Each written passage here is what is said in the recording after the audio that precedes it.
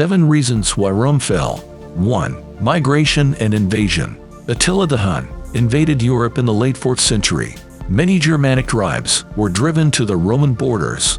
The Romans took them in. The Goths moved south of the Danube, but they were treated horribly by the Romans. The Goths were starving and had to sell their kids into slavery.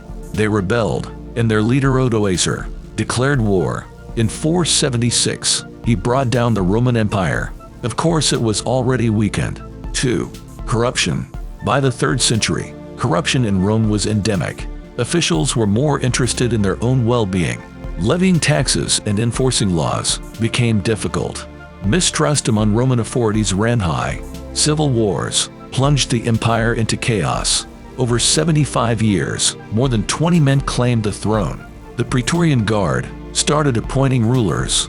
The former bodyguards now held the reins. Once they even sold the emperor's title at auction. The Senate turned a blind eye to this. 3. Climate change. Yes, the Romans already had to deal with climate change. It devastated what was left of the original empire. In the 5th century, the Mediterranean cooled. Crops failed, causing famine in the Western Roman Empire. This also affected the barbarian tribes in the north. They pushed southward for a more livable climate. Many Romans starved or turned to banditry to find food. 4. Inefficient military. By the 3rd century, the famed legions were a distant memory. The army kept expanding in response to constant raids. This left the Romans no choice but to hire mercenaries. They were often recruited from barbarian tribes. These groups of mercenaries were called foederati. They had no loyalty to the emperor or Rome itself. Payoffs to the barbarians became commonplace. The word barbarous replaced soldier. 5. Economic crisis. Rome's constant wars with its neighbors didn't come cheap. The empire struggled to pay for its military. Rome kept hiking taxes that many couldn't pay.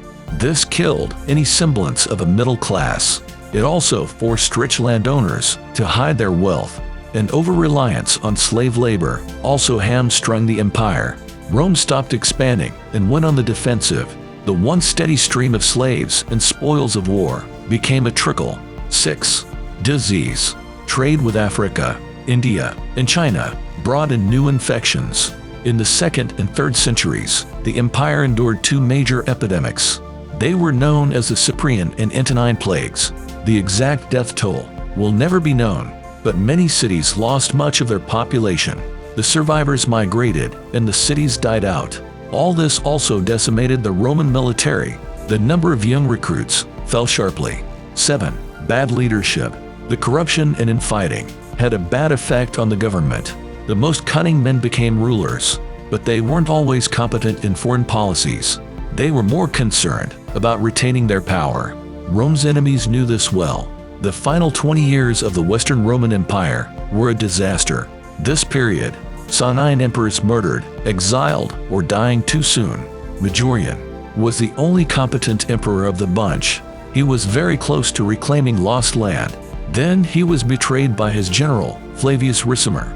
The last emperor, Romulus Augustus, was only 16 years old. He was deposed by Odoacer,